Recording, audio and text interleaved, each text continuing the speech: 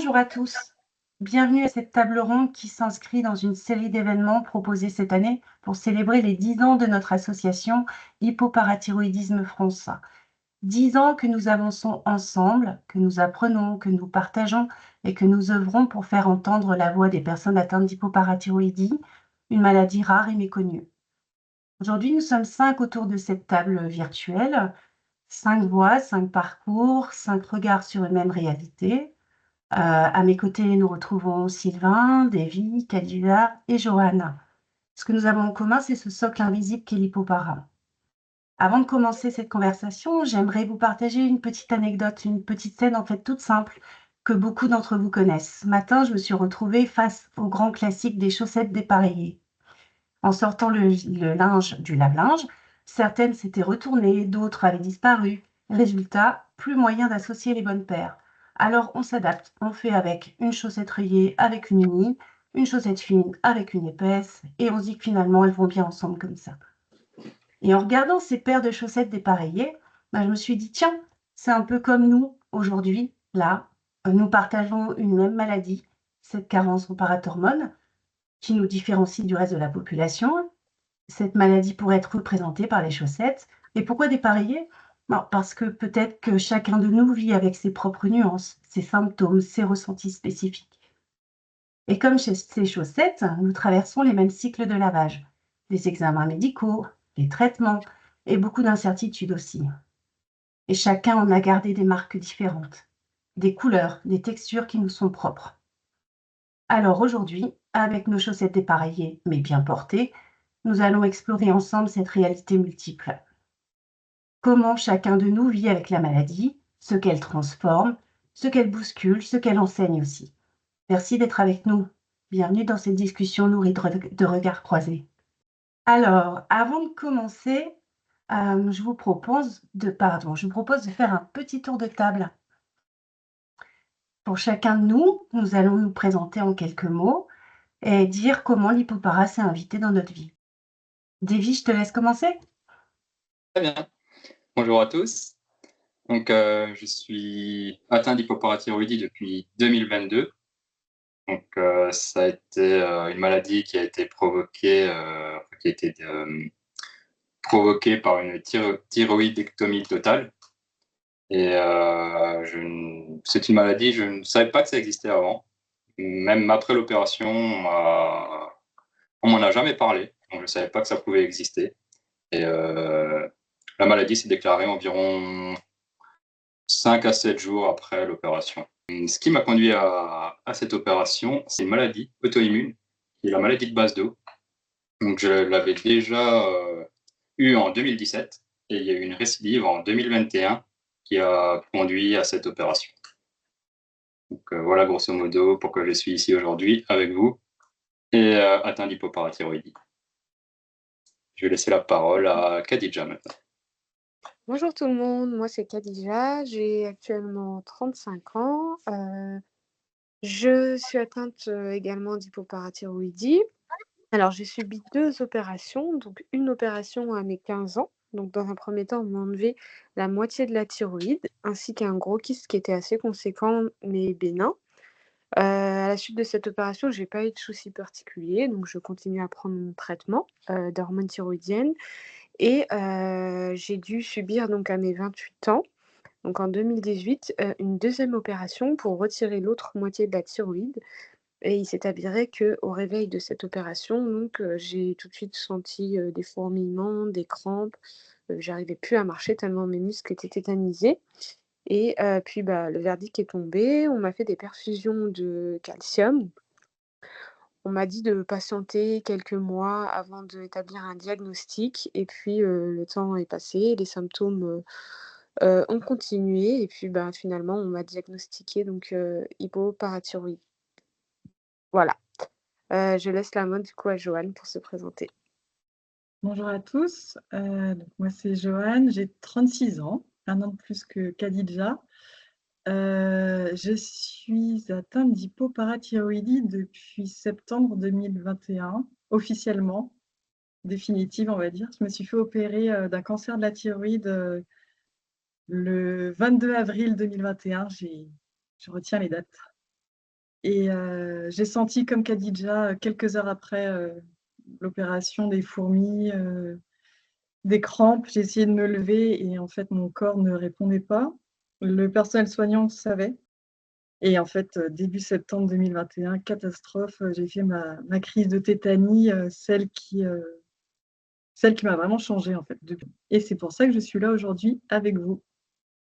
Et je passe la main à Florence. Et moi, mon parcours se rapproche un peu de celui de Davy, enfin en tout cas pour le début de la maladie.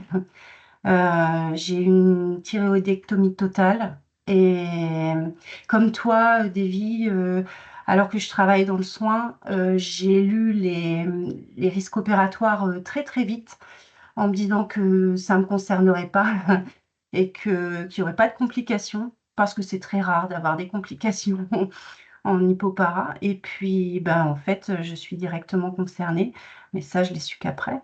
Le chirurgien était désolé après l'opération parce que on a très vite dit que l'opération avait été assez délicate et que les parathyroïdes avaient souffert, mais qu'elle pourrait retravailler par la suite.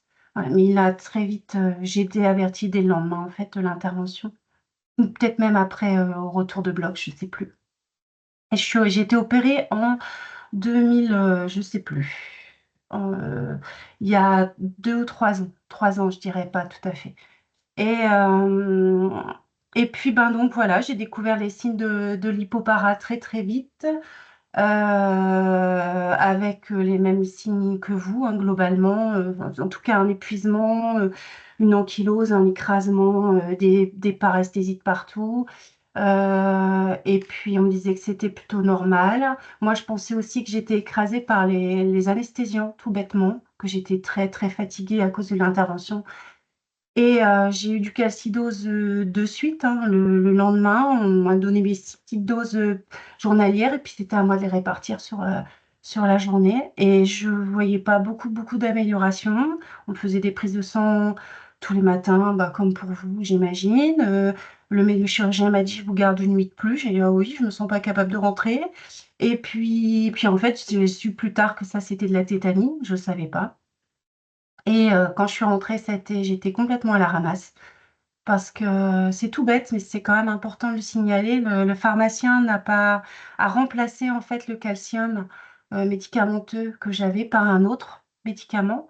Et puis ben, l'autre, je pense que je devais pas le digérer. Enfin, en tout cas, l'assimilation était différente. Et là, j'avais beau me supplémenter, ma calcémie diminuait de jour en jour. Et puis, j'ai été déjà suivie par une endocrino juste avant le bloc opératoire et j'ai eu la présence d'esprit de la contacter. Au bout d'une semaine, j'étais allée voir mon médecin traitant aussi entre deux et qui m'a dit, je connais pas grand-chose à la pathologie. Et donc, j'ai contacté l'endocrino qui m'a très vite recontactée et qui a hésité à me réhospitaliser. Et puis finalement, elle m'a suivie à distance en me donnant bah, les autres traitements, le 1-alpha, etc. Et puis en prescrivant des bilans sanguins réguliers, etc. Et pendant un mois, eh ben, elle me suivait comme ça. Et elle m'appelait toutes les semaines pour réajuster le traitement, savoir comment j'allais, etc. Et puis bien sûr, après, elle m'a vue en consultation. Et puis après, bah, ça a repris son cours tout doucement. Voilà. J'ai su. Il y a d'autres médecins qui m'ont dit que si tout se passait bien, je n'aurais plus de crise de tétanie, comme ça a été le cas. Qu'en général, c'était. Parce que j'ai eu la chance d'avoir une calcémie qui est très stable maintenant, enfin, le plus possible. Quand les dosages sont faits, ils sont à peu près réguliers. Et ça reprend son cours, quoi.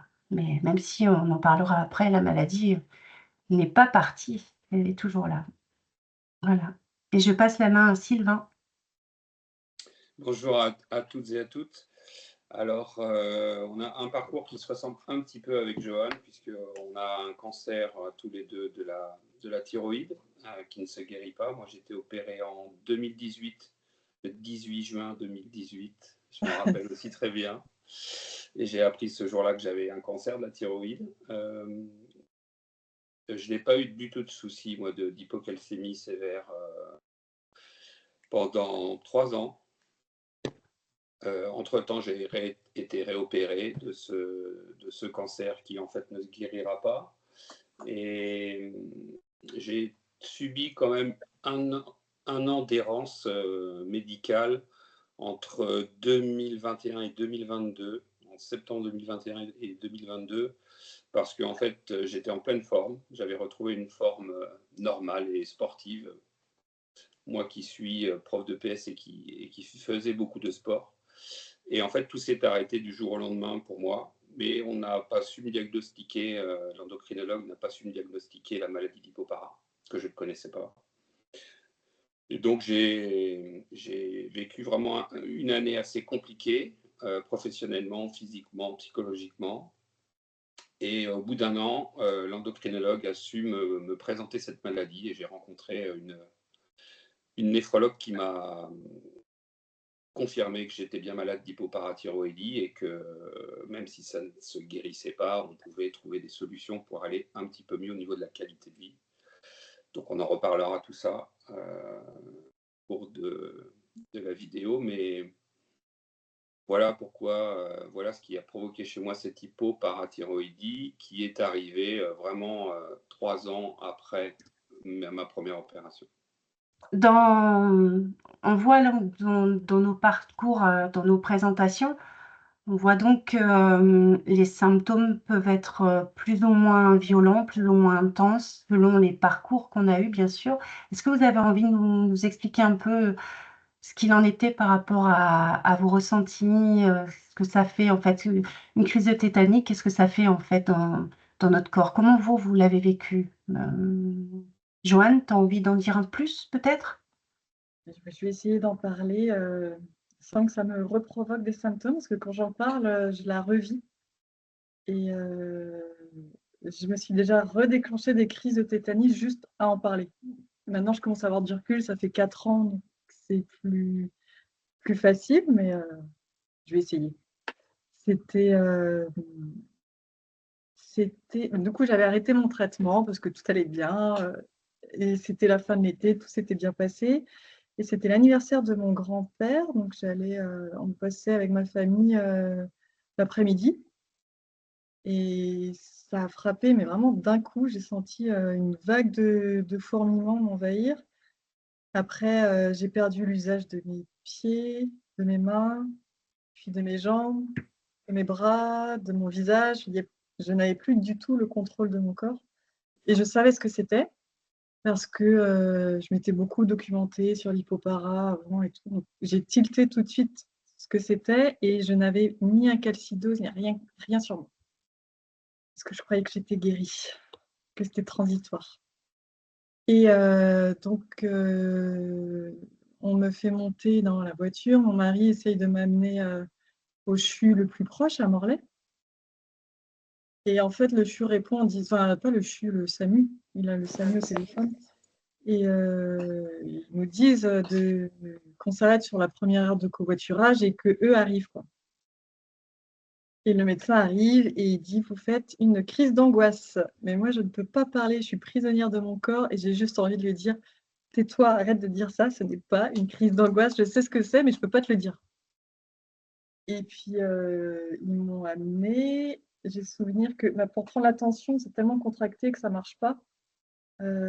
Pareil, l'oxymomètre, ça ne marchait pas non plus. Enfin, bref. Et j'ai souvenir du médecin qui me caressait les doigts pour détendre mes muscles. Et c'était pas ça le bon remède, quoi. Après, il voulait que je prenne un anxiolytique, mais je n'avais pas la maîtrise de mes muscles. Et en fait, ça a cédé après à l'hôpital à Morlaix. Et j'étais terrassée, quoi. Mais vraiment au bout du rouleau, physiquement et moralement.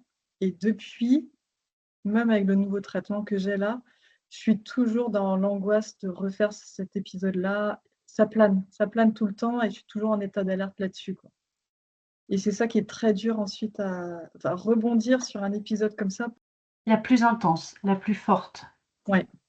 Mais parce que Et je la n'avais plus pas de marquante. traitement en plus. Donc j'ai beau me raisonner en me disant mais oui, mais c'est parce que tu avais arrêté ton traitement, tu avais arrêté ton Rocaltrol, tout ça, tu n'avais plus de calcium, donc c'est normal que tu les perdes. Aujourd'hui, je suis bien suivie. Trop de peur. Trop d'angoisse et trop de peur de faire encore. sais pas si Davy ou Khadija, c'était pareil, mais c'est intense. Exactement pareil pour moi. Exactement pareil. C'était, pour l'anecdote, en fait, j'avais des gros fourmillements, j'étais rentré depuis 2 jours.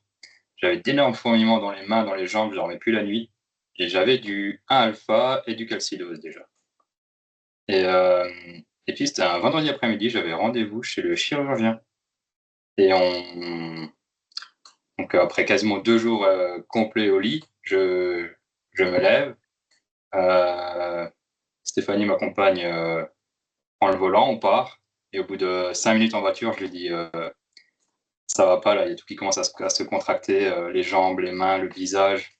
Puis au bout de 5 minutes, j'arrivais plus à parler, je commençais à avoir du mal à respirer, tout le larynx qui se rétracte, qui se compacte, et donc jusqu'à ce que ça devienne vraiment, très, très, très intense et à partir de là, je pouvais plus du tout, communiquer, plus rien faire. Donc elle appelle le SAMU, même scénario que Johan. J'ai eu de la chance, on est tombé sur un médecin, au téléphone qui a dit, «Ah mais attendez, vous avez été opéré la semaine dernière, bah, c'est une crise de tétanie. Ah oui. Ah oui. Donc garez-vous, à la première station ou à la première sortie et on vous envoie les pompiers». Donc tant mieux. En parallèle, on a le chirurgien au téléphone qui prévient déjà l'hôpital comme quoi, effectivement, il y a une crise de tétanie en cours. Donc le temps que passe le transport, tout ça, les pompiers m'ont emmené à l'hôpital le plus près à 15 minutes. C'était interminable.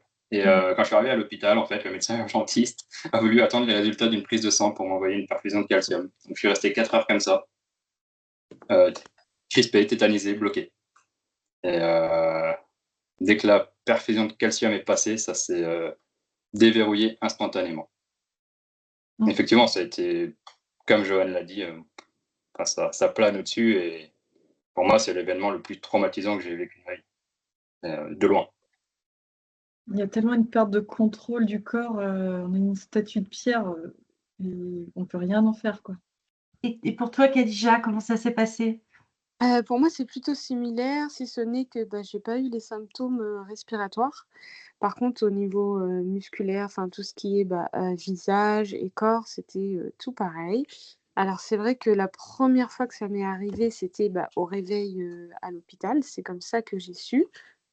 Contrairement à vous, moi j'avais effectivement regardé, plus profondément bah, les risques de l'opération, mais tout en me disant pareil, voilà, ça tombera pas sur moi, c'est voilà, c'est affaire classée, mais j'avais quand même en tête. Donc et heureusement, parce qu'au réveil de l'opération, quand, bah, j'ai senti qu'il y avait quelque chose qui allait pas, que j'arrivais plus à marcher, que mon visage, bah, ça réagissait plus.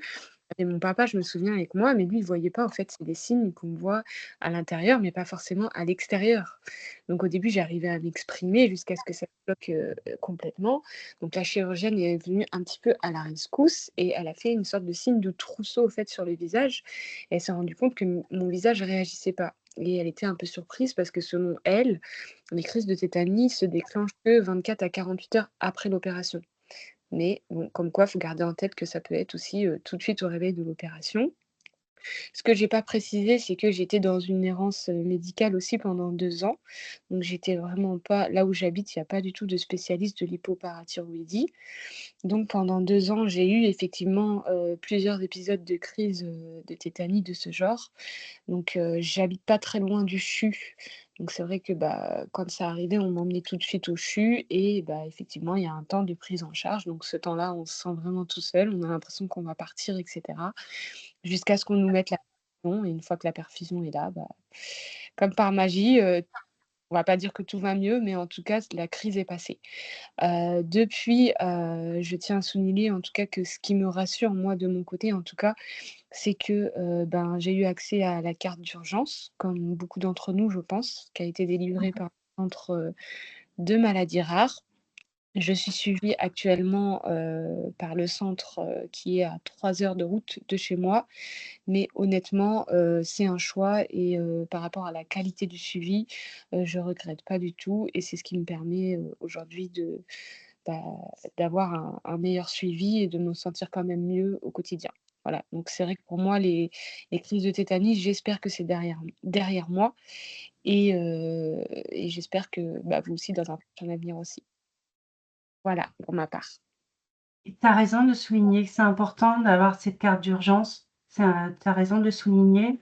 Ce que j'ai entendu aussi, alors j'ai vécu, il y a je dans la manière dont j'ai vécu les choses, c'est un peu plus comme toi, Khadija, c'est-à-dire que ça se percevait, enfin, moi, j'avais pas l'impression que ça se percevait, pardon, tant que ça de l'extérieur. Enfin, j'étais quand même pas dans mon état normal, hein, mais tout se passait à l'intérieur. C'était des signes nouveaux et c'était, enfin moi c'était, au moment de la période de Noël et je me souviens que j'avais dit à l'endocrino: «J'ai pas besoin de mettre un sapin de Noël à la maison parce que tout clignote à l'intérieur» et Mmh. ça faisait ça quoi. C'était, très particulier et puis, j'avais, ce qui m'avait marqué aussi, c'est que je demandais à mon conjoint de lever les persiennes le matin parce que j'étais incapable de le faire. C'est pas je me reconnaissais pas et c'était aussi une forme de désorientation, c'est-à-dire que j'avais besoin de structurer mes idées, genre, débarrasser la table, je disais: «Bon, par où je dois commencer?» Je devais décortiquer les tâches. Là, je dis: ça rame, il y a un truc qui va pas, quoi». Voilà, donc au-delà des signes physiques et de moi, j'avais pas forcément des crispations, enfin, j'en avais quand même des crispations parce que je sais que, je me sentais très triste et pas souriante et que je me disais que c'était aussi une question de morale. En post-opératoire, il faut tenir et j'essayais de sourire et j'arrivais pas. Ça c'était raide, donc j'en avais quand même des crispations, mais c'était pas des crampes ou tout bloqué comme ce que Davy ou Joanne ont décrit, par exemple. Voilà À et combien tu étais, Davy, en calcémie, tu te souviens? Je sais pas. T'as pas su? Non, j'étais quand j'ai à la maison, je sais pas. Quand j'ai eu la crise de tétanie à l'hôpital sur la prise de sang, j'étais à 1,90. Même Ah pas oui, donc si c'est bas que quand ça. même, assez haut. Ouais. Ah oui, et moi j'étais à 1,76 donc ça se comprend. moi, Enfin, ça j'étais se à 1,63 et j'ai pas été hospitalisée. ah ouais. Comme quoi et Eh beh, c'est pareil, c'est encore, une histoire de j'encaissais. calcémie de confort, c'est vrai. Exactement. Mmh. C'est là la question des normes. Quand on fait des prises de sang, on peut se poser la question, il faut être dans la norme, mais on est tous, il n'y a pas de norme en fait. Ouais, c'est ça. La preuve, Faut être Florence dans a un notre 60, norme. toi, ça va. Et Moi, ma Davy a un calcémie 90, lui, il était en train de mourir, entre guillemets, bien sûr.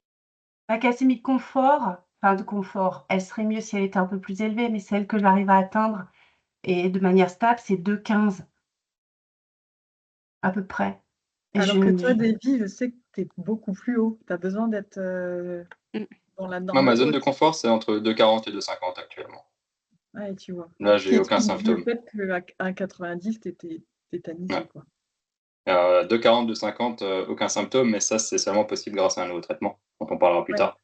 Avant, c'était pas possible d'atteindre ces seuils-là, ou pas sans conséquence, du moins. Et ceci moi, dit, je oui, me vas-y, rappelle, vas-y. moi, pour terminer sur les normes, avoir été à 1,90 après mon opération, et puis avoir des petits fourmillements dans les mains, mais jamais plus que ça. Donc, Ah ouais. Ah tu ouais, vois, c'est Davy, vraiment on n'avait pas eu les mêmes réactions du tout. mais on met du temps, plusieurs années, à connaître, à découvrir sa calcémie, de confort, celle qui nous va bien ou alors c'est la même qu'avant l'opération, je sais pas, mais Dans mon cas, c'est la même qu'avant. Avant ah oui, l'opération, j'étais à 2,45. ah oui, donc Donc, il y a une certaine logique. ouais. Moi, elle est légèrement en dessous. J'étais à 2,23 avant l'opération, mais 2,23 à 2,15, l'écart est pas si grand que ça. Ouais. Moi, je Et tout sais à pas. l'heure, Joanne, tu parlais des traitements, tu disais: «Je pensais être guérie, ne plus avoir besoin de mon traitement» et Oui. j'avais pas du coup mon traitement de crise, on va dire, comme ça, sur moi et il y a la lourdeur des traitements aussi, enfin, il y a ça aussi dont on doit tenir compte.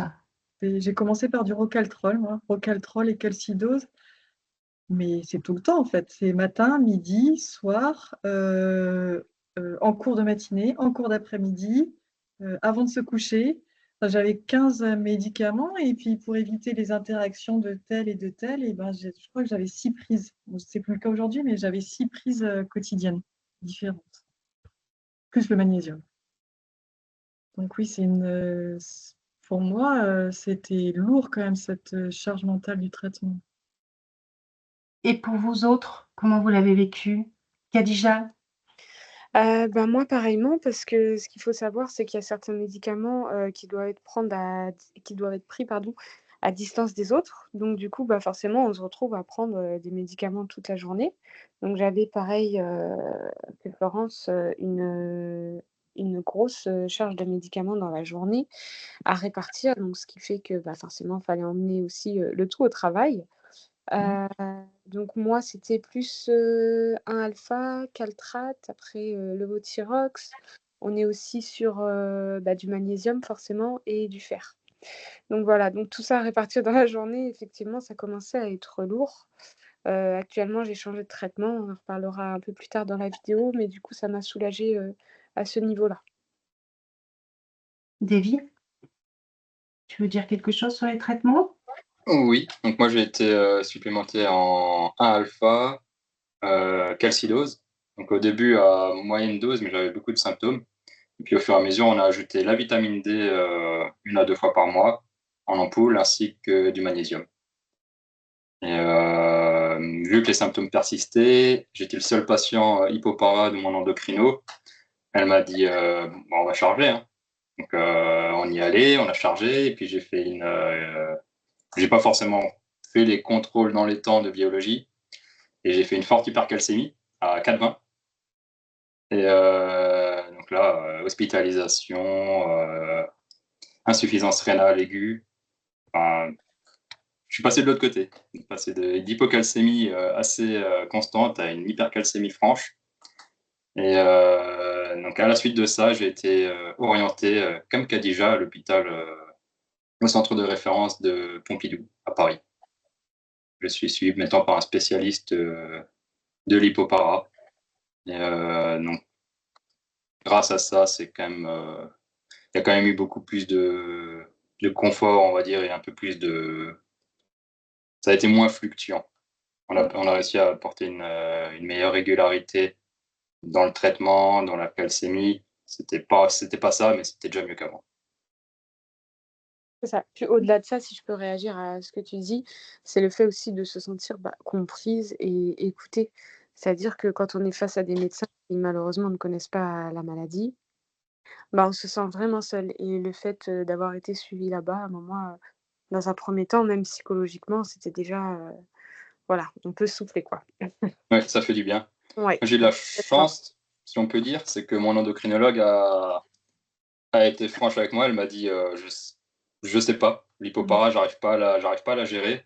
Je vais vous Ouais. mettre en contact avec un professeur que j'ai eu quand j'ai fait mes études, qui était le professeur du centre de référence à Paris. Et Donc, savoir passer le relais au bon moment, ouais, Ouais, c'est ça. Ça a c'est été important. c'est important. un des facteurs clés dans l'évolution et dans le suivi. Donc en fait, on a des symptômes différents et variables. On a des traitements, même s'il y a un socle commun, on a des traitements qui sont réajustés à des prises différentes, et cetera. Et tout ça, ça a un impact dans notre vie, forcément. Il y a les examens médicaux aussi dont tu parlais, Davy. Tu l'as suggéré, la lourdeur des examens, la régularité, et cetera. Ça a un impact dans nos vies, tout ça. Et je sais pas, Sylvain, est-ce que tu as envie de parler peut-être de l'impact que ça a pu avoir de ton côté? Oui, bien sûr, j'ai envie d'en parler. Revenir un peu sur ce qu'on disait, en sachant que moi, au début de ma maladie, c'était pas l'hypopara, c'était le cancer, en fait, qui était source d'inquiétude pour l'endocrinologue. Et donc, j'ai été traité avec du 1-alpha et puis beaucoup de calcite, enfin du calcium avec de la vitamine D, et ce qui a fini par me provoquer quand même des calculs rénaux. Et c'est pas très agréable, surtout quand ça vous arrive en cours, quand vous travaillez avec des élèves. Et c'est Mmh. vrai que avoir été orienté sur la bonne personne, c'est ce qui a permis en fait d'avoir le bon traitement et d'éviter de faire des erreurs par des gens qui en fait sont pas spécialistes. Moi, dans mon parcours, la personne spécialiste, c'était la néphrologue et pas l'endocrinologue. Et si j'avais pas rencontré la néphrologue, je sais pas si j'avais pas fait d'autres, j'aurais peut-être sûrement fait d'autres calculs rénaux. Et on me parlait plus de plutôt que. Alors moi, en fait, les symptômes, c'était les douleurs musculaires, articulaires, hyper violentes, la tête aux pieds. Et on me parlait, en fait, on n'arrivait pas, comme on n'avait pas le diagnostic de l'hypopara. Fibromyalgie. Fibromyalgie, voilà. On commençait à m'orienter vers ça. Voilà. Et en fait, on perd pied. Et, parce qu'en fait, on n'a pas de diagnostic précis. Et c'est vrai que le fait d'avoir la bonne personne en face de nous qui nous donne un traitement, pour rebondir sur ce que disait Khadija, beaucoup plus adapté, même si c'est pas ça, on ne guérit pas de notre maladie. Il faut qu'on en ait tous conscients, mais améliorer sa qualité de vie, ça n'a pas de prix. Et maintenant, depuis, moi j'avais commencé il y a 2 ans, un traitement, 2 ans et demi, un traitement sous force Théo, qui était du tériparatide, qui était un médicament donné normalement pour les gens qui souffraient d'ostéoporose, mais c'était le seul médicament qu'on pouvait éventuellement prendre. Et puis le nouveau produit qui est arrivé il y a quelques mois et qui est en accès précoce, le Yorvipath, qui nous permet maintenant d'améliorer quand même relativement bien dans l'ensemble, pas pour tout le monde, mais pour une majorité de personnes, notre qualité de vie. Et ça nous fait du bien, ça. Je rebondis sur ce que tu as dit déjà, Sylvain, par rapport à trouver le bon médecin. Faire le premier entretien et qu'on te dise, que le médecin en face te dise vos symptômes sont bien réels, rien n'est dans votre tête et l'hypoparathyroïdie, c'est une condition vraiment qui existe, ça fait déjà un bien énorme, quoi. Se sentir en confiance, être compris, entendu, validé, surtout validé, je crois. Pour soi et pour sa famille. Moi, ma femme était là quand elle a entendu que ça faisait 1 an que je ne rêvais pas de toutes mes douleurs et toutes mes fatigues et mes enfants aussi. Et ça avait été un soulagement pour moi, mais je pense aussi pour la famille. Ça, c'est je rejoins. C'était hyper important psychologiquement parce que, je ne sais pas si on en parlera, on développera, mais psychologiquement, vivre avec notre maladie, enfin avec une maladie, qu'elle soit rare ou pas rare, c'est compliqué. Et le fait d'être isolé parce qu'on a une maladie rare, c'est encore plus compliqué. On ne peut pas échanger, les gens ne nous comprennent pas. Il y a en général un petit raccourci à tort qui est fait de mange des yaourts, quoi. Et t'écoutes pas trop, ou ça Oui. va. Ou en autre raccourci aussi, ah oui, mais tu as des problèmes de thyroïde. Ah oui, oui. Si tu as des problèmes d'humeur, c'est à cause de la thyroïde. C'est ça. Alors, ceci dit, on a deux pathologies. On a une hypothyroïdie et une hypoparathyroïdie. On a quand même au moins 2 pathologies associées. Plus d'autres, peut-être qu'on a en plus. Mais... Alors, Sylvain et moi, on a une hyperthyroïdie volontaire, traitement post-cancer, plus l'hypoparathyroïdie. Donc, c'est vrai qu'il y a 2 pathologies quand même, pour nous tous. Ouais. En tout cas, trouble thyroïdien et hypoparathyroïdie. Ouais. On a tendance à oublier aussi peut-être le volet thyroïde. Oui. Mais qui est plus connu des médecins et qui peut du coup être, enfin, le raccourci peut être aussi fait vers la thyroïde, quoi. C'est ça que je voulais dire. Oui, c'est vrai. Oui. Une chose aussi intéressante que vous avez soulignée, je pense que c'est important de le dire, c'est d'aller voir un spécialiste de l'hypopara. Enfin, moi, mon endocrino n'est pas spécialiste de l'hypopara, mais pour l'instant, tout se passe bien avec elle, donc je continue aussi avec elle. Mais ce que je veux dire, c'est qu'un spécialiste d'hypopara n'est pas qu'un endocrinologue, n'est pas forcément endocrino. Et tu as eu raison de le dire, Sylvain, peut être aussi néphrologue, voire même rhumatologue. On les connaît peut-être un peu moins, mais il y en a aussi. Et tu avais commencé à parler de l'impact de pas forcément être compris par l'entourage, du vécu aussi, parce que c'est une maladie chronique, donc forcément durable. dont on ne pourra plus se passer, donc qui a un impact, tant sur le corps que sur le psychologique, qui fait partie du corps aussi. Notre tête, elle est quand même dans notre corps, en fait. Mais ça non seulement nous, on doit s'approprier des symptômes qui fluctuent tout le temps, enfin régulièrement, même si on arrive avec l'expérience, avec le vécu à repérer un peu plus: «Ah là, ça commence à déconner» et cetera. Mais parfois, moi, j'en découvre encore plein de symptômes, parce que je suis assez jeune dans la maladie, je dirais. Et en plus, l'entourage, qui lui ne les vit pas, qui nous voit de l'extérieur et qui nous voit différents, forcément, on a quand même changé par rapport à avant. Il y a une cassure de vie et on n'a pas le choix, c'est comme ça. Et qui ne comprend pas forcément, ou même si c'est pas forcément une mauvaise compréhension, c'est se sent démunis aussi vis-à-vis de nous. Ils savent pas comment nous aider, en fait. Tout à fait. C'est le terme qui convient. Nos proches peuvent se sentir démunis souvent parce que finalement, ils n'arrivent pas à nous aider. Ils ont pas l'impression de réussir à, À nous soulager. à nous soulager et entendre nos besoins. Parfois, nos besoins, on a besoin d'être seul, on a besoin, et des fois, on a besoin au contraire d'être entouré parce qu'on n'est pas bien. Enfin, c'est aussi un peu des montagnes russes, hein, l'hypopara, au niveau sensation, émotion. Euh, Moi, j'ai la chance de continuer de travailler, donc j'ai un lien social important, même si je travaille à temps partiel et on pourra en reparler, mais euh, au niveau de la famille, ça dépend aussi comment est-ce qu'on les voit, notre famille. Parce que si on les voit un petit peu le matin, un petit peu le soir, ou si on passe la journée avec eux, c'est pas non plus la même chose. Moi, je suis enseignant, donc pendant les vacances scolaires, mes enfants, ils sont tout le temps avec moi. Ma femme, elle est enseignante aussi, donc on est tout le temps ensemble. Et vivre tout le temps ensemble, c'est pas forcément facile avec les différents symptômes qu'on peut avoir. Donc, c'est important d'en parler et puis de ne pas en parler. Je pense que le plus dur, c'est d'arriver à ne pas en parler, en tout cas pour moi. À d'y Quand... échapper, en fait, c'est ça? À échapper un peu, parfois, à la maladie? Non, Oui, c'est mais pas ça. on l'a subi tout le temps. Alors là, ça va mieux, mais j'ai eu des périodes où c'était vraiment très, très difficile et je n'arrivais pas à ne pas en parler. Alors que ma famille avait besoin aussi qu'on parle d'autre chose. Mmh. Voilà. Et ça a été une souffrance pour mes enfants et ma femme aussi. Voilà. Donc, il faut échanger là-dessus et en parler aussi avec les médecins qui n'ont pas forcément de solution, malheureusement, pour ça.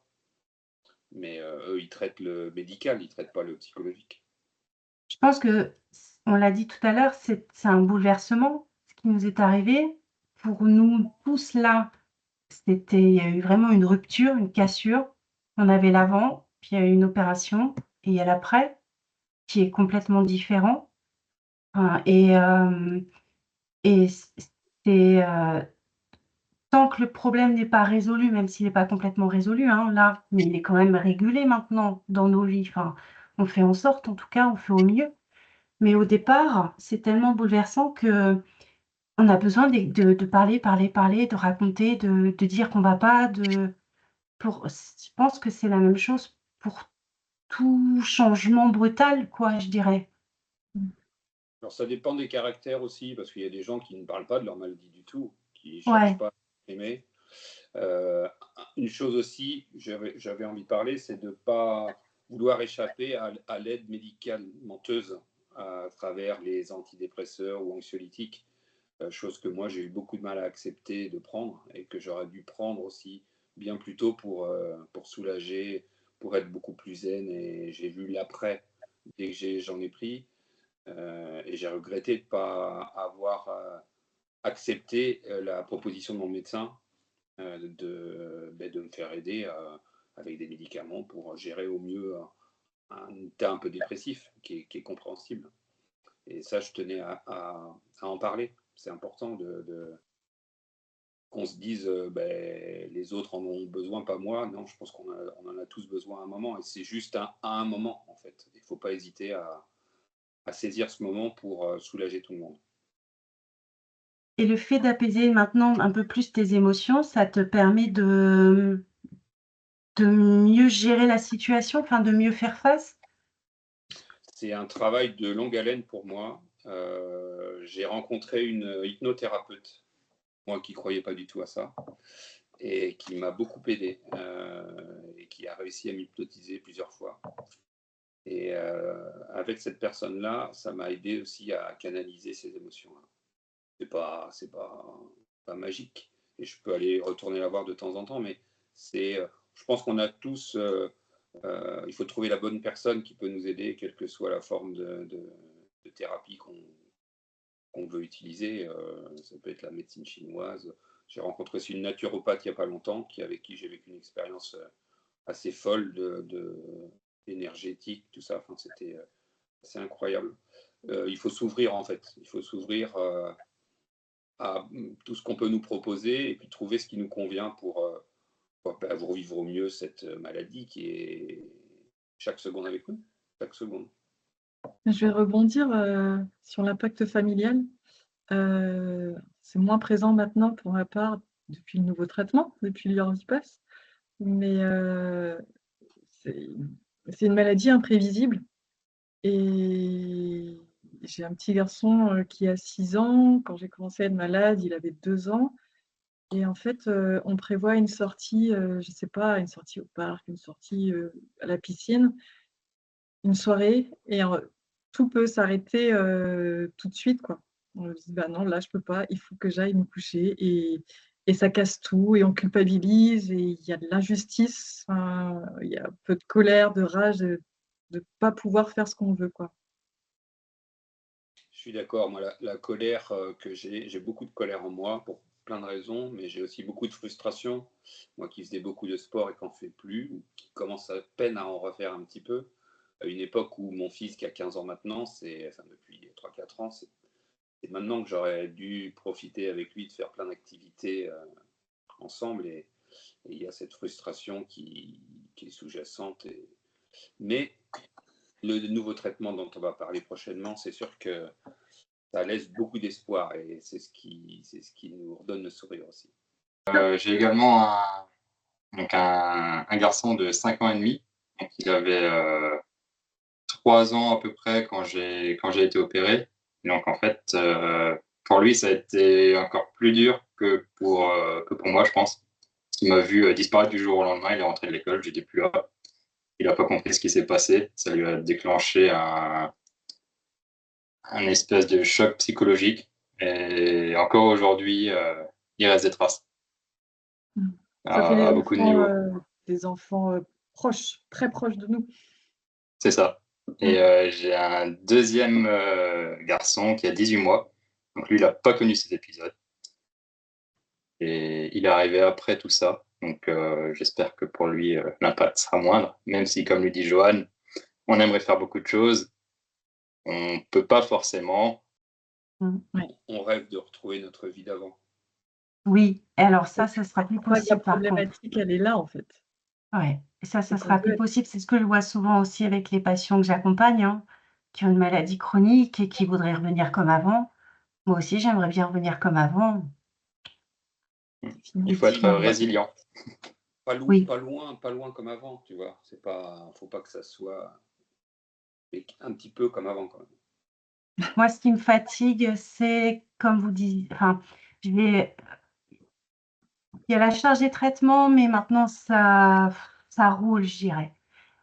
J'ai la chance de ne pas devoir prendre du calcidose, régulièrement, sauf exception, et donc c'est dans ces exceptions-là, il faut en avoir tout le temps sur soi, dans différents endroits, dans la boîte à gants de la voiture, dans un sac, dans une poche, machin. Quand je pars en sport, il faut que j'en ai à chaque fois dans mon sac à dos, enfin, voilà, des choses comme ça. Bon, c'est tout, c'est réglé, et après c'est anticiper, justement, quand je pars pour une longue rando,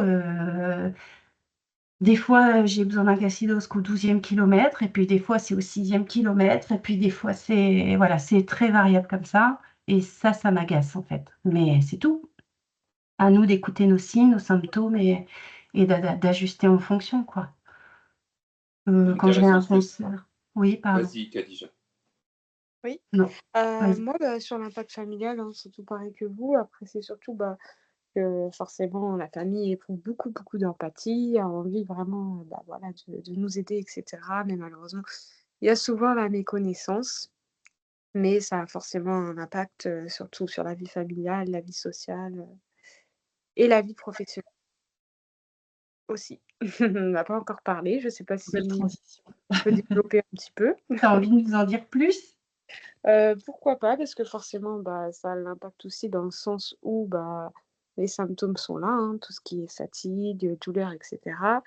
Moi, pour mon cas personnel, donc je travaille, en structure, je travaille dans une crèche, donc forcément s'occuper, des enfants, ce n'est pas de tout repos. Donc j'ai vu effectivement, les symptômes de la maladie sur, mon travail. Donc comme tout le monde, je pense au début, on n'accepte pas les choses et on essaie de forcer, voilà, forcément on est impliqué dans son travail et vis-à-vis des collègues et cetera. Mais, au bout d'un moment, ça ne tient plus. Donc moi, pour ma part, en tout cas, je travaillais et j'ai toujours travaillé en temps complet, voire plus, parce que je faisais même pas mal d'heures, supplémentaires pour dépanner et cetera. Et il s'avère que, j'ai dû demander après un temps partiel, qui a été validé aussi par la médecine du travail. Donc temps partiel qui n'est pas, compensé, financièrement. Je tiens à le préciser, donc on perd quand même au niveau du salaire, mais c'est vrai que moi, à temps complet, honnêtement, j'y arrivais plus.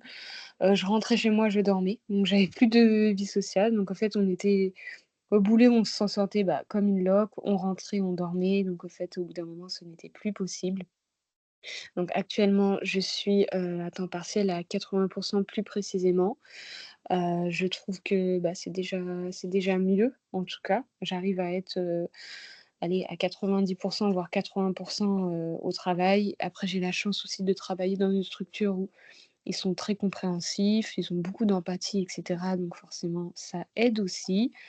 Et pour la petite nouvelle, il y a 2 jours, j'ai réussi à obtenir donc, la RQTH par une Tu aide peux aussi nous tu peux nous dire ce que c'est que la RQTH, peut-être tout à le fait, sigle?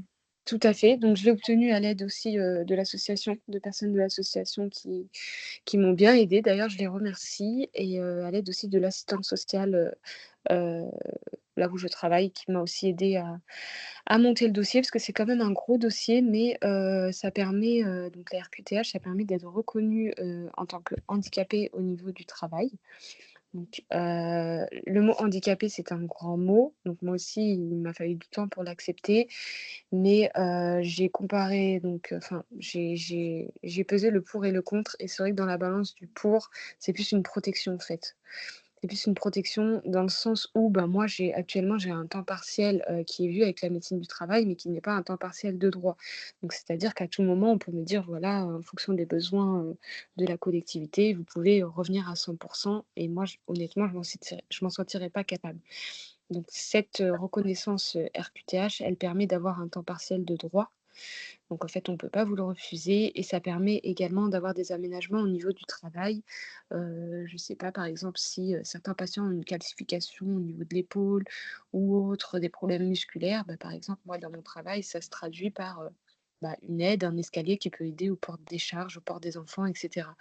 Donc c'est vrai que ça permet d'avoir quand même une reconnaissance au niveau du travail, à savoir qu'on n'est pas obligé de le dire à l'employeur. Vous pouvez très bien postuler, sans le mettre en avant, sans dire aussi la maladie. Donc ça normalement, ça ne peut pas, vous freiner, dans vos projets, ça peut être qu'un plus. Voilà, j'en fais pas la promotion parce que forcément il faut l'accepter, mais il faut peser le pour et le contre et voir, si effectivement pour vous ça peut être, un avantage, dans votre travail. Voilà. Et c'est important d'expliquer cette existence-là aussi, de Mmh. ces adaptations au niveau, des droits, ouais, du travail. Tout à fait. Après, il y a certainement d'autres choses, tout ce qui est retraite anticipée et cetera, selon le degré, d'incapacité. Mais ça, après, c'est propre à chacun parce que c'est vrai qu'on a tous la même maladie, mais on aura beau se comparer les uns avec les autres, on n'a pas forcément les mêmes symptômes, on n'a pas forcément le même ressenti, on n'a pas forcément la même capacité aussi, à encaisser les choses ou à être résistant face aux symptômes. Donc c'est vrai que des fois, c'est bien d'avoir les témoignages des autres, mais il faut garder quand même un certain recul en sachant que voilà, tout est propre à chacun et que selon l'expérience, selon le vécu, selon les symptômes, ouais, ça peut être aussi différent. Voilà. C'est tout à fait juste ce que tu dis. Moi aussi, j'ai été aidé par l'association et après un cheminement de quelques semaines, j'ai fait la demande, j'ai fait le dossier pour la RQTH. Ça m'a permis d'avoir aussi un aménagement de temps de travail et une RQTH.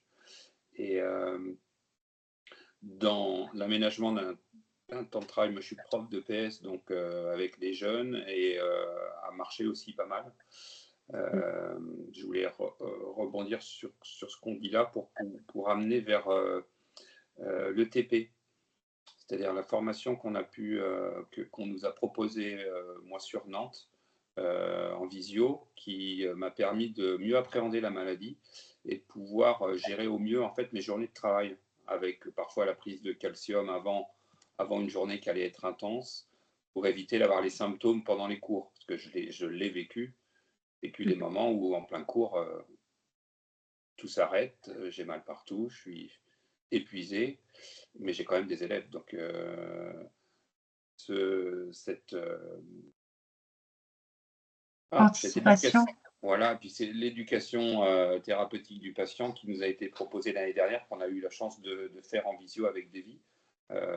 Moi, ça m'a vraiment aidé aussi, au-delà de l'aspect professionnel, à pouvoir gérer dans mon travail ma condition physique, quoi, éviter les coups de pompe et autres. Donc en fait, il y a 2 sessions, différentes. Donc celle dont tu parles, Sylvain, c'est, celle qui est organisée par le CHU de Nantes et qui est faite en distanciel, en visio. Et puis, il y a aussi un programme d'éducation thérapeutique, donc de TP dont tu parlais, à la Pitié-Salpêtrière, organisé en présentiel, qui est un petit peu plus récent. Et voilà, on a donc la chance d'avoir 2 programmes avec des formats différents. Et j'espère que d'autres programmes se développeront encore en France, parce que ça n'est qu'un début, normalement. Et oui, sachant qu'on est, j'ai l'impression, de plus en plus d'hypoparas et Connu en des tout cas. connus ou qui déclaraient, et que les sessions de TP, c'est des sessions avec peu de personnes, puisque on ne peut pas être beaucoup. Il faut qu'il y en ait beaucoup. Donc, s'il y a d'autres centres qui s'y mettent, ça sera qu'un bien pour les patients et les malades. Est-ce qu'on est tous les 5 impactés professionnellement par l'hypopara? Est-ce que tous les 5, on a eu des aménagements? Enfin, Moi, j'ai le pas boulot a été d'aménagement. J'ai beaucoup de compréhension de la part de mon employeur. J'ai énorme. beaucoup de souplesse dans le travail. Ouais. En travaillant, j'organise mon planning comme je le veux. Il y a une obligation de résultat quand même, hein. Mhm. Mais je peux aménager mon planning comme je le veux.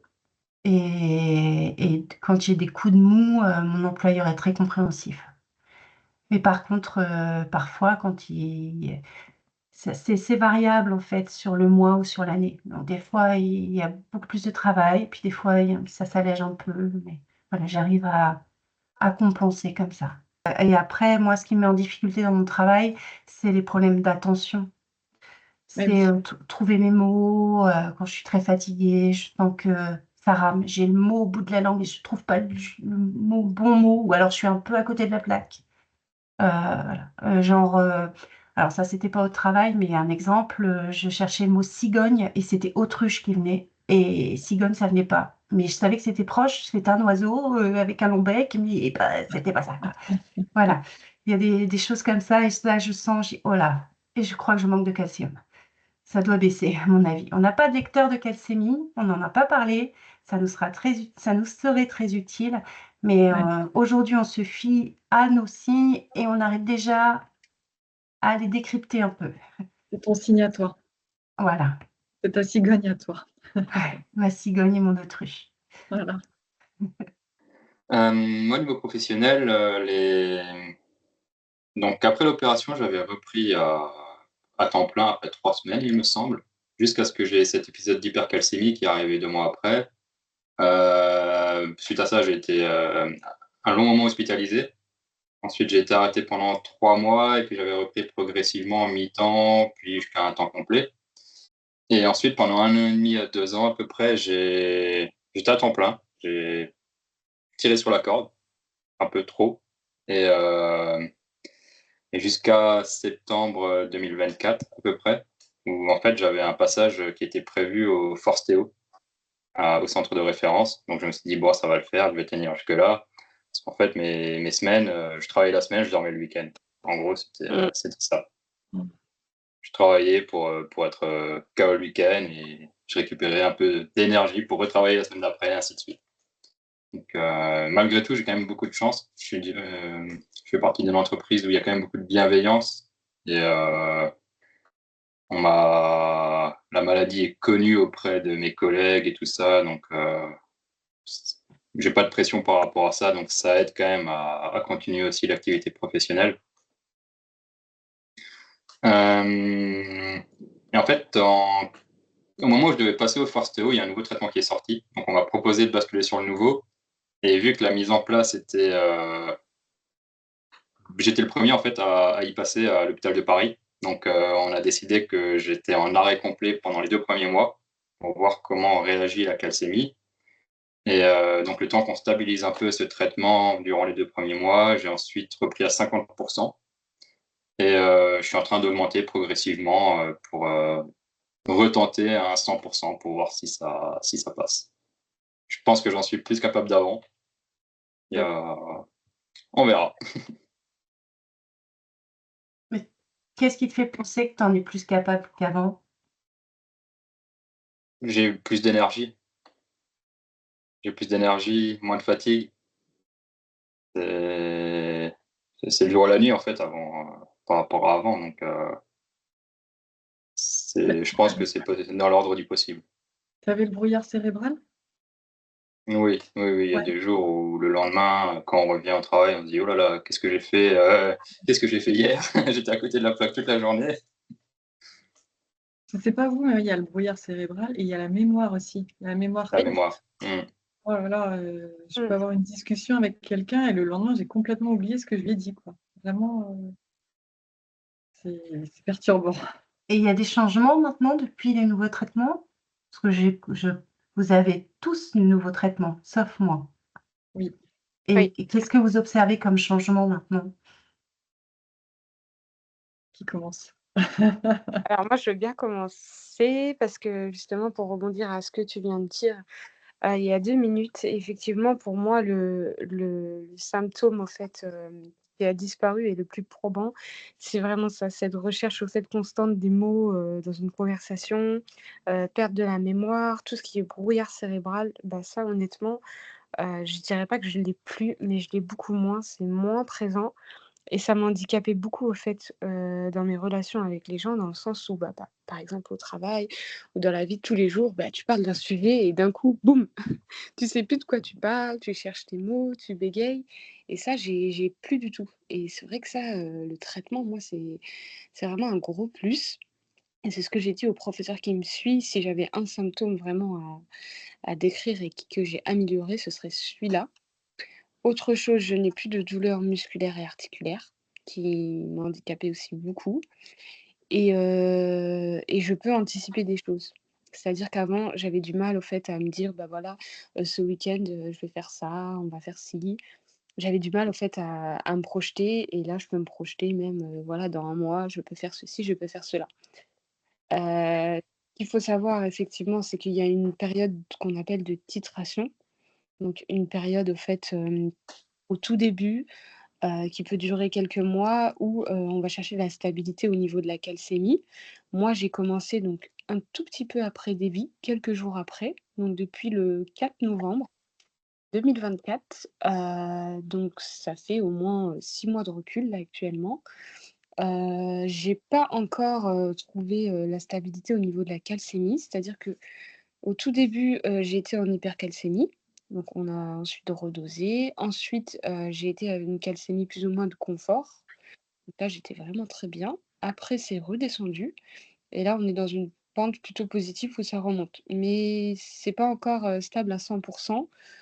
En revanche, voilà, moi je prends ce qu'il y a à prendre. Les jours où je suis bien, bah, j'en profite et je me dis que vraiment on est sur une pente, positive et une fois que j'aurai trouvé, ma calcémie, de confort qui pour moi est plutôt autour de 2,40-2,50 maximum, heu, ce sera vraiment, voilà, vraiment bien et si je peux finir, bah, là aussi où j'ai vraiment, voilà, où je suis vraiment satisfaite, bah, c'est de plus prendre tous ces médicaments, en fait, à outrance, d'avoir ma piqûre. Moi, personnellement, j'ai choisi de la faire le soir. Donc le matin, j'ai mon petit cachet pour ma thyroïde, forcément, qu'on aura à vie. Au fur et à mesure, on a diminué donc tous nos médicaments qu'on avait à côté, en fonction des analyses. Là, j'ai pu diminuer vraiment toute la somme de mes médicaments et j'ai ma piqûre le soir. Donc on gagne forcément en qualité de vie. Voilà, ça Juste pour oui, compléter, Khadija, ce que tu oui, disais par rapport à la titration, donc oui, tu as bien expliqué qu'on vise une calcémie de confort oui. et pour viser cette calcémie de confort, si je comprends bien, c'est on adapte le dosage du traitement, c'est ça? C'est ça. Donc au tout début, vous avez, effectivement les ordonnances, pour pouvoir faire le nécessaire.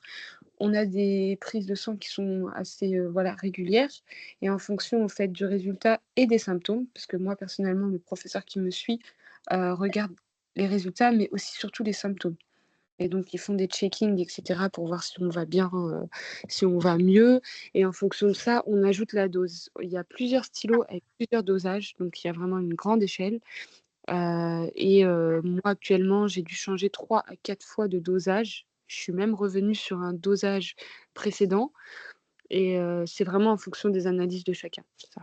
Voilà, on commence tous au départ avec la même dose et ensuite, en fonction des résultats de chacun, on ajuste. Voilà. Mais il y a quand même un bon panel, de dosage, réalisable.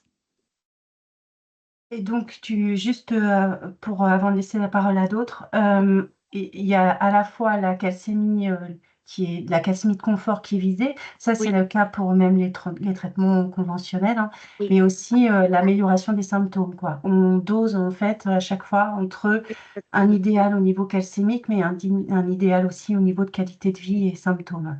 Exactement, parce que nous, par exemple, bah, pour exemple, on a des questionnaires à remplir mensuellement, avec, effectivement, bah, les détails sur le côté physique, sur le côté psychologique, vraiment en termes d'amélioration de qualité de vie.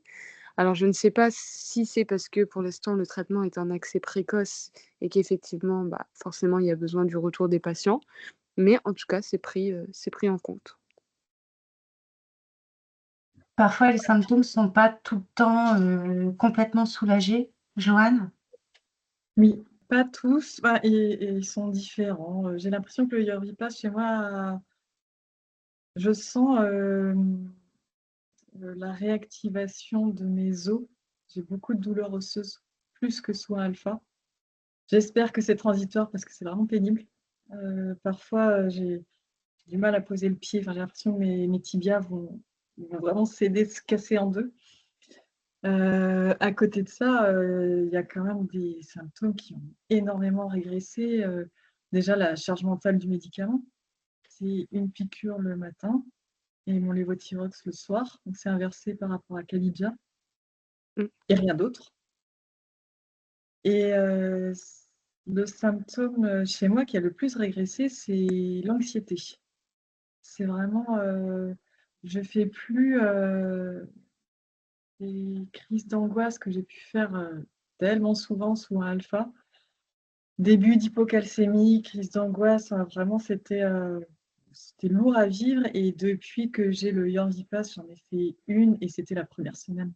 Mais sinon, alors je reste anxieuse et puis je pense que je l'étais largement bien avant l'hypopara et c'est comme ça, mais ça a vraiment allégé ce symptôme-là. Et j'ai plus de paresthésie. En fait, j'en ai tout le temps, dans les pieds et dans les mains, des fourmillements.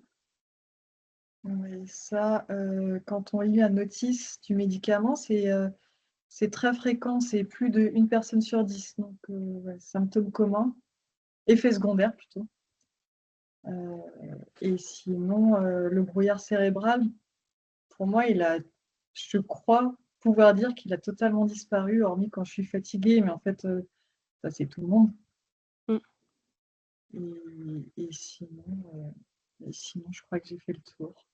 Et surtout, j'ai gagné en... J'ai l'impression d'avoir un poids en moins sur les épaules. C'est le ressenti que j'ai. Je me permets parce que moi, je n'ai pas ce traitement-là, et en vous écoutant toutes les deux, vous dites à la fois qu'il y a un allègement au niveau des traitements et que ça vous a soulagé énormément, et donc au niveau de la charge mentale, comme tu disais, Joanne. J'ai l'impression que, comme c'est un nouveau traitement et qui nécessite un suivi beaucoup plus régulier, il y a plus de lourdeur au niveau des suivis médicaux, au niveau des examens, au niveau des déplacements parce que vous devez aller en centre de référence Mm. pour bénéficier du traitement, non? Non, je suis Du suivie suivi? à Brest par mon endocrinologue classique. C'est n'importe quel médecin qui fait partie d'un CHU, en fait. D'accord. Par Je suis contre, plus il faut aller à la pharmacie hospitalière pour récupérer le traitement Oui. de manière mensuelle. Oui. Donc en fait, il y a un allègement d'un côté, mais pas forcément un allègement encore au niveau du suivi, bien au contraire. Et ça, dans la balance, ça a moins d'importance, de ce Ouais, que la j'entends. balance, ouais, ça gagne quand même. Pas pour moi, je sais pas pour vous, mais Mm. oui, ça gagne quand même. Parce que c'est pas du quotidien. C'est pas Qu'est-ce toutes que les vous en 2 heures on prend un médicament. Et puis c'est pas, du ressenti, ça fait pas moins mal quand même. C'est plus acceptable. Oui, oui, oui. Le suivi dont tu parlais, Florence, en fait, il est un peu lourd au départ, au lancement, parce qu'il faut y aller 2 fois. Enfin, moi, j'y suis allé 2 jours de suite pour le démarrage. Donc, j'ai 1 heure de route pour aller à Nantes, moi. Et ensuite, c'était assez espacé. C'était 1 mois tous les mois. Et puis là, moi, maintenant, il y aura 3 mois d'écart entre ma dernière visite et la prochaine. Donc, c'est pas lourd. Et puis,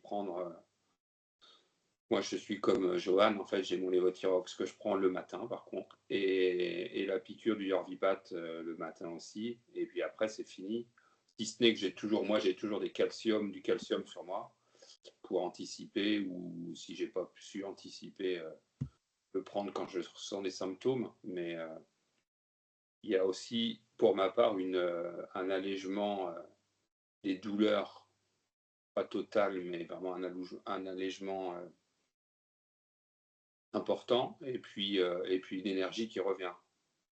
Je vous l'ai déjà dit que j'étais quelqu'un de plutôt sportif, et là, depuis quelques semaines, j'ai repris un peu d'activité physique et sportive. Donc, moi, c'est une renaissance un peu. C'est pas revenu comme avant, mais il y a, par rapport à ces 3 dernières années, c'est vraiment significatif au niveau des progrès. Donc pourvu que ça dure et que ça aille encore mieux. David, tu voulais ajouter quelque chose sur ce point-là? Oui, oui. Moi, ce que le Yorvipath a beaucoup changé pour moi, c'est que, au-delà des symptômes et tout ça, j'avais une hypercalciurie assez franche, provoquée par le 1-alpha et la prise de calcium. Donc je devais suivre un régime, hyposodé, hypoprotéiné. C'était assez contraignant, et surtout que l'hypercalciurie à la longue avec le dépôt de calcium, ça va inévitablement causer des néphrocalcinoses, des calculs et une détérioration des reins, dans le temps. Et donc, en 5 mois, ça a complètement disparu. Donc, c'est un sujet qui est un gros, vu que j'ai 37 ans, c'est un sujet qui prenait beaucoup de place dans ma tête par rapport à l'avenir. Donc, rien que sur ce point-là, je trouve que ça m'enlève une grosse épine du pied qui n'était pas possible d'enlever avant ça. Sinon, pour les symptômes, effectivement, de mon côté, ça a été principalement les paresthésies, les fourmillements qui ont complètement disparu quand je suis dans ma zone de confort. Et puis l'énergie. L'énergie, je peux refaire du sport sans être fatigué. J'ai pas pris un seul sachet de calcium depuis que j'ai le Yorvipath. Pas une seule fois. J'ai déjà eu des moments où ça avait un petit peu baissé, mais j'ai préféré qu'on réajuste le dosage plutôt que d'avaler un sachet de calcium. Donc, ça, j'ai vraiment envie que ce soit derrière moi. Et effectivement, avec une piqûre le matin, un peu de vitamine D que je continue à prendre. Ça, c'est quand même nécessaire pour qu'on fixe le calcium. Les ampoules, pas Oui, j'ai la oublié de le vitamine D active. C'est ça. Mm. Et globalement, c'est beaucoup mieux qu'avant. C'est pas miraculeux parce qu'il reste encore des phases où il va y avoir des petites variations, mais c'est vraiment beaucoup mieux qu'avant. Et moi, contrairement à toi, Davy, ma calciurie a un petit peu augmenté. Sur les derniers urines de 24 heures que j'ai fait, là, il y a 2 mois, ça avait un peu augmenté, donc faire à suivre. D'accord. Joanne? Oui, je voulais dire que j'ai été un peu comme Khadija sur la calcémie. Elle est moins stable que soin alpha. Elle varie beaucoup plus, mais elle reste dans les normes. Je pense qu'elle sera jamais stable en fait parce que, alors pareil, moi je me modélise toujours tout, mais on a un stock de PTH pour la journée et on doit composer avec, quoi. Enfin, tu pourras compléter des vies, mais on n'a pas la Oui, c'est ça. PTH dont on a besoin. C'est vrai. En fait, on n'en a pas parlé, mais le Forsteo dont Sylvain bénéficiait avant ça a une demi-vie, une durée d'action très courte. Alors que le Yorvipath a une durée d'action d'à peu près 60 heures environ dans l'organisme. Ce qui fait qu'au bout de quelques jours, on va atteindre en fait une calcémie de référence, on va dire, qui va varier ensuite en fonction de divers facteurs. Et globalement, le risque d'hypocalcémie franche est très faible. Parce que, sauf si on arrête de prendre le traitement, le risque est quand même très faible qu'on ait un problème d'hypocalcémie comme on pouvait en avoir sous 1-alpha et calcidose. Je confirme ce que tu dis parce que moi, j'ai vraiment vu la différence. Le Forceo, ça me permettait de travailler une demi-journée et de dormir après. Que le Yorvipath, je travaille et je ne dors pas. Et peut-être même que là, je pouvais pouvoir commencer à faire des petites activités à côté. Il y a vraiment une différence aussi dans le ressenti que la durée de vie de la molécule libérée. Voilà. Enfin, je fatigue, je ne sais pas vous, mais je fatigue. Oui.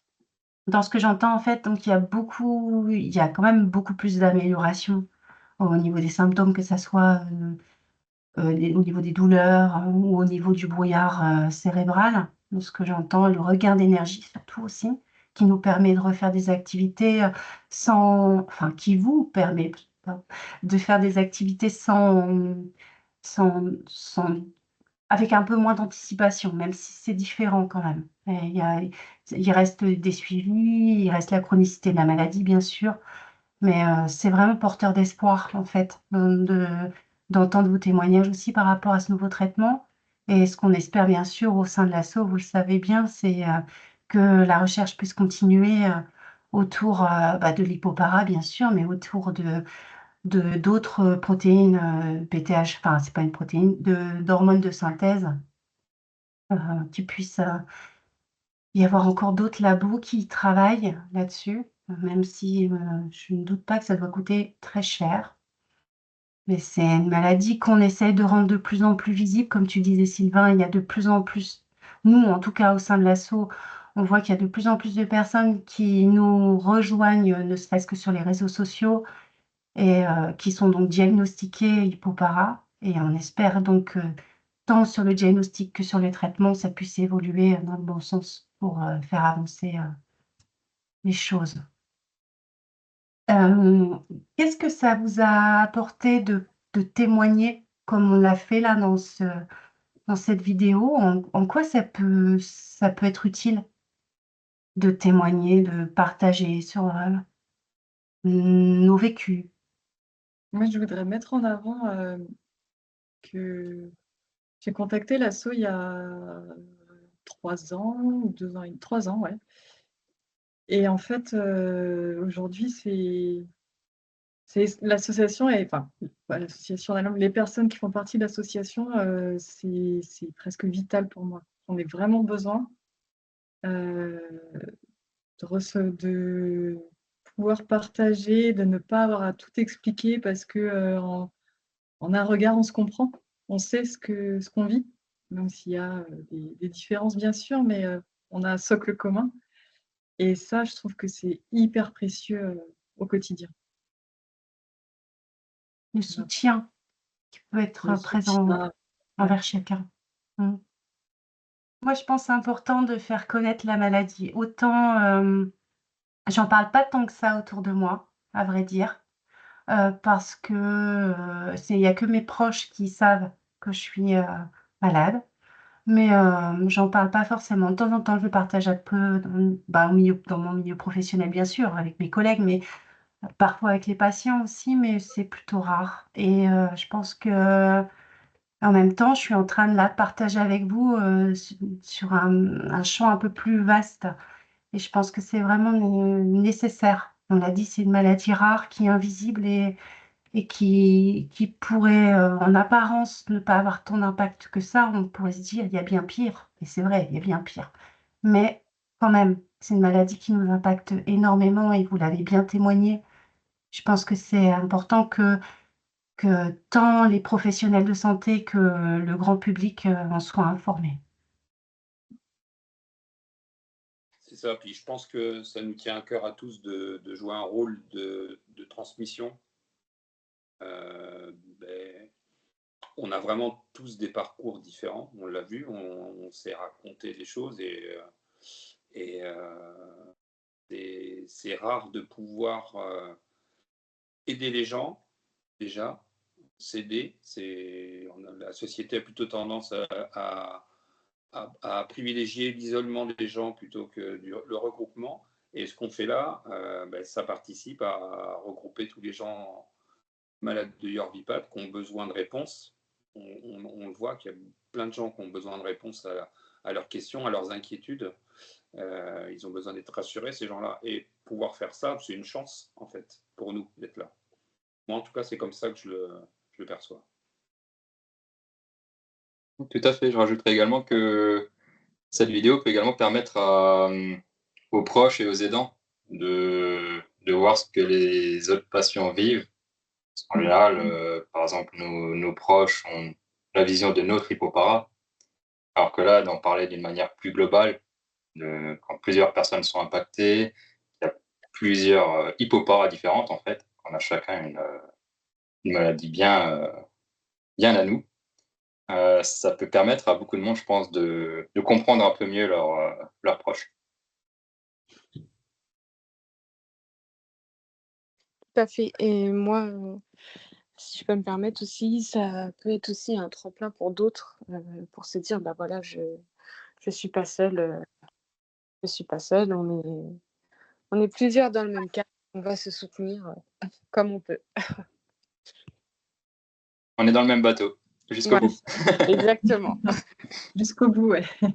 C'est ça. Et il y a aussi quelque chose qui est organisé par l'association Hippopara France, qui sont les cafés, je ne sais plus, PTH, Café de discussion, cafés PTH, de discussion, qui permettent aussi aux nouvelles personnes malades d'Hippopara de rencontrer des gens qui sont comme eux et de se sentir moins seuls. Et ça, c'est quelque chose qui est nouveau, ça existe depuis peu longtemps. Et pour avoir eu la chance d'en faire deux, je crois, avec toi, Florence, on se rend compte de l'importance que ça peut avoir auprès des gens qui se sentent seuls, isolés. Et on voit après sur les réseaux qu'ils participent. Et donc, l'association, pour finir sur elle, parce que sans elle, on ne serait pas là déjà, cette association, elle a vraiment tout son sens à travers des différentes actions qu'elle propose. Et bon, cette vidéo, j'espère qu'elle permettra aux gens de découvrir des différentes formes pas de maladie, parce qu'il n'y en a qu'une, mais ça y est, je me suis perdu. les variations qui peuvent, paraître dans la maladie, quoi. Heu, on est tous pareils, mais pas vraiment pareils. Il y a à la fois de l'altérité et de la spécificité. Non, de Ouais, la similitude et de l'altérité. J'ai du mal aussi. Il y a beaucoup de variantes Il y d'hypopara. a beaucoup de variantes, Ouais. c'est ça. Il y a un docteur qui dit souvent il y a autant d'hypoparathyroïdie que d'hypoparathyroïdia. Et c'est vrai. Oui, mais c'est totalement ça. Ouais. Pas une pareille. Ouais. Merci en tout cas pour tous ces échanges qui étaient riches, qui étaient sensibles. On a partagé des éléments peut-être plus personnels. En tout cas, c'était précieux. Et moi, ce que je retiens de la discussion qu'on a eue là ensemble, bah, c'est ce que vous venez de dire, c'est qu'on a tous la même maladie, mais on la vit avec chacun avec nos nuances à nous, quoi, avec nos rythmes, avec nos difficultés, puis nos forces aussi. C'est important. Et c'est ce que l'association veut aussi mettre en avant, c'est les forces que chacun a et qu'il puisse les partager aussi, se soutenir, mais aussi partager et avancer ensemble. Et puis pour revenir à nos chaussettes dépareillées dont on parlait en intro, ben, on n'est peut-être pas sortis l'un l'autre à l'œil nu en tout cas, on ne paraît pas sortis, mais en tout cas, ce qu'on sait, ce qu'on a illustré là, c'est qu'on forme un ensemble très cohérent, heu et solidaire et profondément humain. Voilà et moi je pense que ce type d'échange fait pleinement partie de ce que nous avons à apporter au sein de l'association Hippopara. Et ce qu'on voudrait, c'est de la visibilité, de l'entraide pour avancer tous ensemble.